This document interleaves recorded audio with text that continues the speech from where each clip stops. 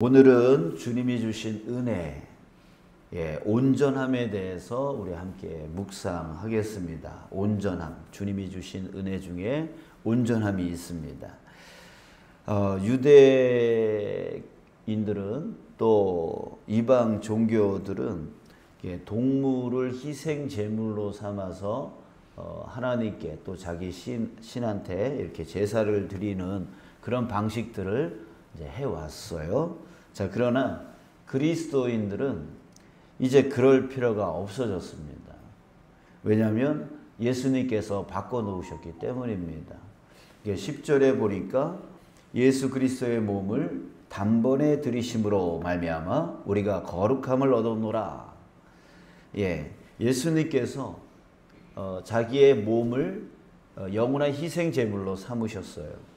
그렇기 때문에 이제는 제사 드릴 필요가 없어졌다라고 하는 겁니다. 자, 예수님이 이같이 하신 이유가 뭘까요? 매번 반복되어지는 그 제사의 그 번거로움을 해소해 주려고 한 게 아니에요. 7절에서 이렇게 말합니다. 예수님이 하나님의 뜻을 행하러 왔나이다 했다는 거예요. 또 9절에서도 똑같은 말을 합니다. 내가 하나님의 뜻을 행하러 왔나이다. 자, 예수님은 하나님의 뜻을 행하러 이 땅 가운데 오셨어요. 자, 그런데 예수님이 행하려 하셨던 하나님의 뜻이 뭘까요? 8절에서 또 말해주고 있죠. 주께서는 제사와 예물과 번제와 속죄제는 원하지도 아니하고 기뻐하지도 아니하신다 하셨고 이는 다 율법을 따라 드리는 것이라. 하나님의 뜻이 뭐냐면 지금까지 해왔던 그 제사 방식을 기뻐하지 아니하셨다는 거예요. 자, 왜 기뻐하지 않았냐면, 자, 이것은 하나님이 제정해 놓으신 제사법 아닙니까?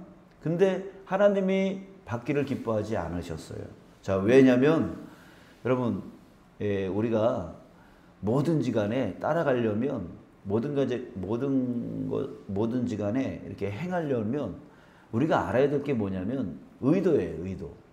이걸 왜 해야 되냐라고 하는 그 의도를 알고 따라가야 돼요. 예수님은 항상 우리에게 가르치실 때 그 의미를 먼저 파악을 해 주셔요. 그걸 가르쳐 주세요.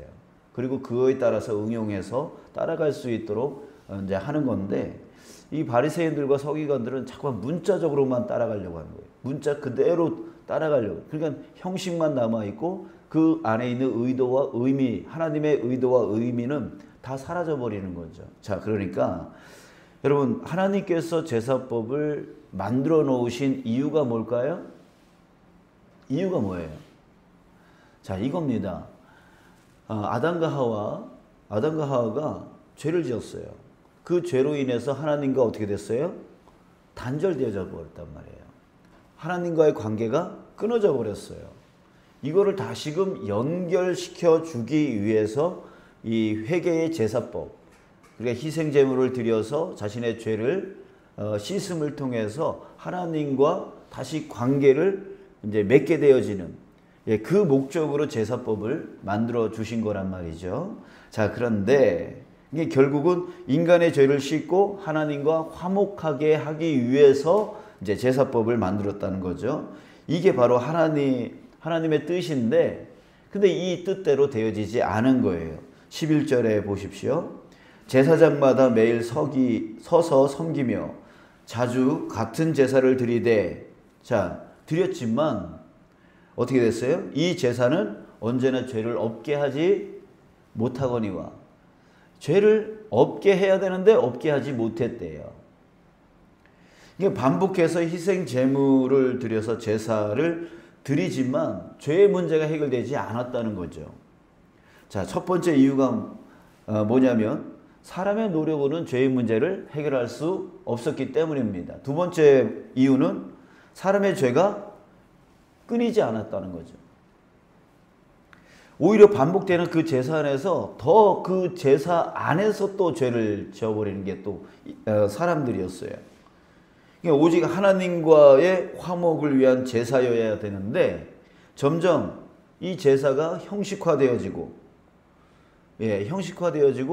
또 그 재물을 갖고 오는 것을 귀찮게 여기고, 머리를 굴려가지고 어떻게 하면 편하게 할까? 어떻게 하면 손해를 보죠.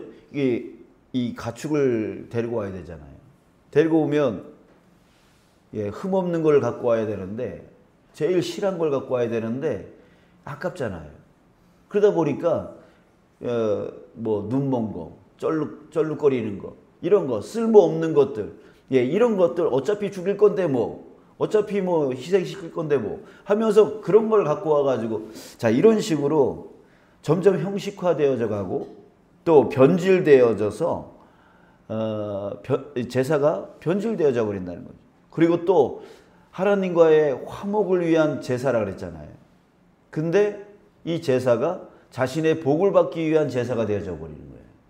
자, 이런 식으로, 그러니까 제사를 드리는 이유가 하나님과 화목하게 하기 위한 건데, 이제 이게 사라져 버리고, 그죠? 변질되어지고 귀찮아지고 형식화되어지고, 그리고 자신의 복으로, 복을 받기 위한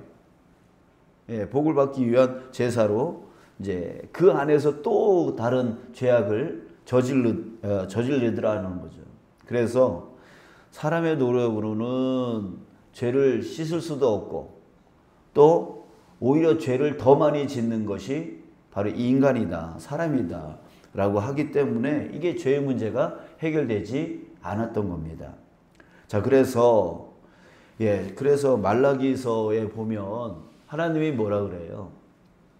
말라기서 1장 10절에 보면 하나님이 이렇게 말씀하세요. 만군의 여호와가 이르노라, 너희가 내 제단 위에 헛되이 불사르지 못하게 하기 위하여 너희 중에 성전문을 닫을 자가 있었으면 좋겠다. 성전문을 아예 닫아버려서 너희들이 나한테 제사 안 드렸으면 좋겠다. 이렇게까지 말씀하셨다는 거예요. 내가 너희를 기뻐하지 아니하며 너희가 손으로 드리는 것을 받지도 아니하리라. 하나님이 이렇게 말씀하신 거예요. 자, 그 이유가 뭐예요? 만군의 여호와가 이르노라, 너희가 또 말하기를 이 일이 얼마나 번거로운고 하며, 하나님 앞에 제사 드리는 것을 번거롭다 이렇게 생각한다는 거죠. 또 코웃음 치고 훔친 물건과 저는 것, 병든 것을 가져왔느니라. 너희가 이같이 봉헌물을 가져오니 내가 그것을 너희 손에서 받겠느냐? 이는 여호와의 말이니라. 여러분, 어떤 누가 나한테 자기 쓰던 물건 쓸모없으니까 나한테 갖고 와가지고, 야, 이거 네 써, 이러면 기분이 좋겠냐 이거죠. 여러분, 좋으실까요? 안 좋죠. 안 좋죠. 자, 여러분, 하나님께 그런다는 거예요. 하나님께 그런다는 거예요. 여러분, 이 말씀을 보면서 우리는 우리의 예배를 한번 다시 돌아봐야 됩니다. 하나님은 나의 예배를 기쁘시게 받고 계실까요? 하나님께 예배함을 나의 어떤 일, 어떤 사정보다 먼저 우선시, 중요시 여기고 있나요? 하나님께 정말 찬송 드릴 때, 기도할 때, 말씀 들을 때 정말 진정으로 집중하고 있나요? 또 하나님께 드리기 위해서 정성을 다해서 예물을 준비하고 있나요? 자, 우리의 예배의 자세는 내가 얼마나 하나님을 사랑하는지를 보여주고 있는 거예요. 하나님을 사랑한다. 아무리 떠들어대도 정말 예배의 자세를 보면은 그 사람이 얼마나 하나님을 중요시 여기고 하나님을 사랑하는지를 알 수가 있죠. 우리 한번 나 자신, 내가 드리는 예배를 하나님이 기뻐 받으시고 계시는지, 아니면 나의 편이 나에게 집중되어져 있는 나의 복을 위한 그런 예배를 드리고 있는지 다시 한번 좀 생각해 보고 우리가 빨리 바꿨으면 좋겠습니다. 정말 하나님께 집중되어지고 하나님이 기뻐 받으시는 그런 예배자를 주님이 찾으신다고 그랬는데, 우리가 그런 예배자가 되어지기를 간절히 소원합니다. 자, 하나님은 사람과 화목하기 위해서 제사법을 만들어 주셨죠. 하지만 사람은 어떤 노력으로도 하나님과 화목할 수 없었고 또 오히려 그 안에서 또 큰 죄를 지어 버렸어요. 자, 그래서 예수님이 하나님의 뜻을 이루시고자 이 땅 가운데 오신 겁니다. 9절 끝에 말씀처럼 그 첫째 것을 폐하시고, 여기서 첫째 것이 뭐예요? 바로 동물을 희생 제물로 삼은 제사법을 얘기하는 거예요. 그걸 폐하시고 둘째 것을 세우셨다 이렇게 말하고 있어요. 둘째 것은 뭘까요? 바로 새로운 제사법을 만드신 겁니다. 그 새로운 제사법이 뭐였냐면 바로 예수님 자신이 영원한 희생 제물이 되어지는 제사법이었어요. 인간의 노력으로는 안 되니까, 오히려 더 큰 죄를 지으니까 이 첫 번째 제사법으로는 도저히 하나님과 화목할 수 없는, 하나님의 뜻은 하나님과 인간이 화목하게 되어지는 것이 하나님의 뜻인데 이걸로는 안 되는 거예요. 이 첫 번째 제사법으로는 안 되는 거예요.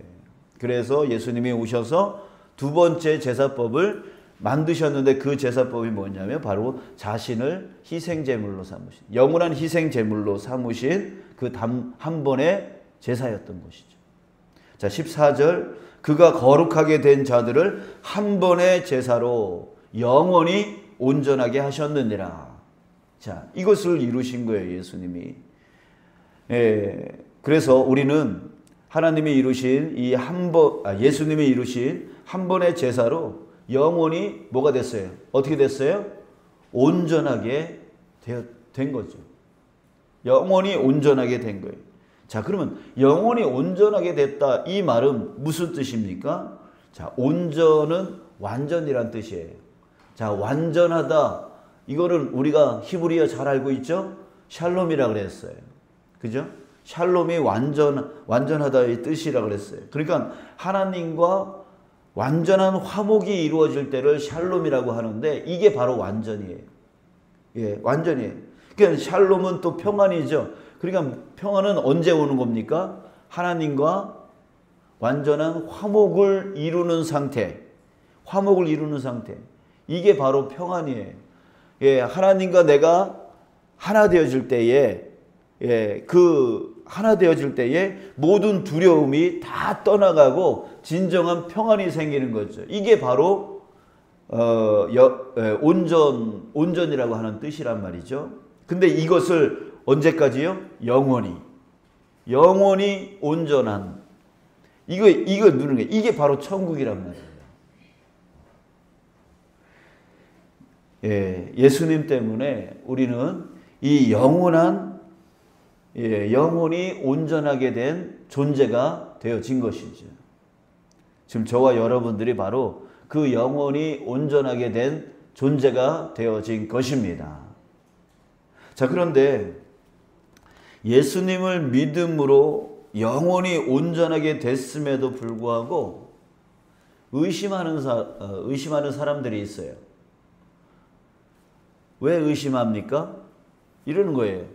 아니, 영원히 온전하게 됐는데 그런데도 여전히 죄를 짓잖아요.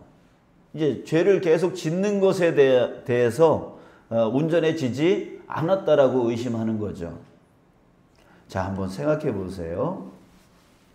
예수님이 희생제물이 되어 주심으로 우리에게 무엇이 바뀌었을까요? 우리에게 무엇이 바뀌었을까요? 우리는 이렇게 표현하죠. 우리 죄가 다 씻음 받았습니다. 우리 죄가 다 예수님이 그 단 한 번의 그 희생 제물이 되어 주심으로 인해서 우리의 모든 죄가 다 씻기게 되었습니다. 이렇게 해요. 그런데 이것을 오해합니다. 이 죄가 다 씻음 받았다라고 하는 것을 오해를 해요. 자, 이걸 어떤 식으로 생각하냐면 목욕탕에 가서 깨끗하게 때를 잘 미는, 이런 식으로 생각을 한다고요. 그렇게 되어지면 어떻게 돼요? 또 생활하다 보면 또 때가 끼잖아요. 이제 이런 식으로 생각을 한단 말이에요. 자, 여러분, 그게 아니에요. 우리 죄가 다 씻음 받았다라고 하는 것은 이거는 뭐에 대한 얘기냐면 관계에 대한 얘기예요. 관계. 예, 관계 변화에 대한 말씀입니다. 사람이 죄를 지음으로 어떻게 됐다고요? 아담과 하와가 죄를 지음으로 하나님과 어떻게 됐다고요? 단절됐다 그랬잖아요. 예, 이건 관계에 대한 문제잖아요. 단절, 관계가 끊어졌다. 예, 관계에 대한 얘기예요. 또 하나님의 자녀가 됐다는 말 쓰죠? 이 자녀가 됐다. 이게 무슨 얘기예요? 또 관계에 대한 얘기란 말이에요. 그러니까 끊어졌던 관계가 다시금 하나님과 연결됐다는 얘기예요. 다시금 관계를 맺게 되었다는 말이에요. 하나님과 자녀의 관계로 맺게 됐다는 얘기예요. 자, 그러니까 우리의 죄가 예수님의 그 한 번의 제사로 인해서 다 씻음 받았다라고 하는 것은 뭐냐면 목욕탕에 가서 때 밀듯이 때를 밀었다 이런 뜻이 아니에요. 하나님과의 관계가 바뀌었다는 거예요. 단절된 관계가 다시 하나님의 자녀된 관계로 바뀌었다는 얘기예요. 관계 얘기란 말이에요. 관계. 자, 율법 아래 있을 때는 마치 우리가 하나님과 어떤 관계에 있었냐면 스승과 제자의 관계와 같습니다. 스승과 제자의 관계. 그래서 제자가 잘못하면 스승은 뭐 합니까? 자꾸만 죄를 꼬집어요. 너 이거 잘못했어. 이거 잘못했어. 계속 가르쳐요. 그러니까 자꾸만 죄를 깨닫게 되어지니까 이게 편하지를 않아요. 그런데 관계가 바뀌었어요. 어떻게? 아버지와 자녀의 관계로 바뀌었단 말이에요. 이게 확 달라진 거예요. 이게 그 관계가 바뀌었다. 아버지와 자녀의 관계가 됐다면 이제는 확 바뀐 거죠. 이게 자녀가 됐기 때문에 이제는 죄를 짓건 죄를 짓지 않건 어떻게 해요? 아버지의 사랑이 변해요, 안 변해요? 안 변해요. 예, 안 변해요. 그 사랑은 끊어지지 않아요. 끊임없이 그 아버지는 자녀를 용서하고 용납을 해줘요. 자녀는 아버지의 그 사랑을 깨달으면서 자라가죠. 예, 자기가 죄를 짓고 자기가 아버지한테 실수하고 잘못을 저지르지만 그 아버지의 끊임없는 사랑으로 자라가요. 깨달으면서 자라가요.